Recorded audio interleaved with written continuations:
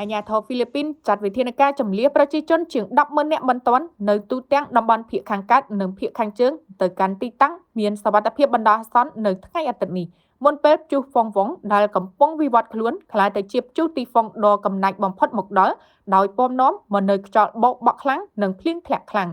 សញ្ញាប្រកាសអាសន្នខ្ពស់បំផុតបានបន្លឺឡើងនៅផ្នែកដ៏ធំនៃប្រទេសហ្វីលីពីនសញ្ញាកម្រិត5ដែលជាការប្រកាសអាសន្នកម្រិតខ្ពស់បំផុតបានបន្លឺឡើងទាំងនៅភាគខាងត្បូងនិងភាគខាងកើតប្រជុំកោះលូស៊ូនជាមួយនឹងកម្លាំងខ្យល់បោកបក់ពី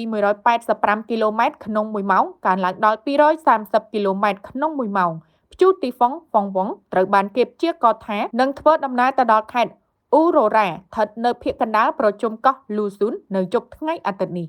បើតាមនាយកដ្ឋករអាកាសចរស៊ីវិលហ្វីលីពីនជើងហោះហើរទាំងក្នុងស្រុកនិងអន្តរជាតិជាង300ជើងបានលុបចោលការហោះហើររបស់ពួកគេទាំងអស់មកដល់នៃព្យុះទីហ្វុងវ៉ុងកើតឡើងមិនបានប៉ុន្មានថ្ងៃផងបន្ទាប់ពីហ្វីលីពីនទើបរងគ្រោះធ្ងន់ធ្ងរដោយសារព្យុះទីហ្វុងខាល់មេជីដែលបានសម្លាប់មនុស្សចំនួន204នាក់និងបំផ្លិចបំផ្លាញហេដ្ឋារចនាសម្ព័ន្ធជាច្រើនមុននឹងបន្តឆ្ពោះទៅវាយលុកវៀតណាមសម្លាប់មនុស្ស5នាក់និងបំផ្លិចបំផ្លាញសហគមន៍ឆ្នេរសមុទ្រយ៉ាងធ្ងន់ធ្ងរ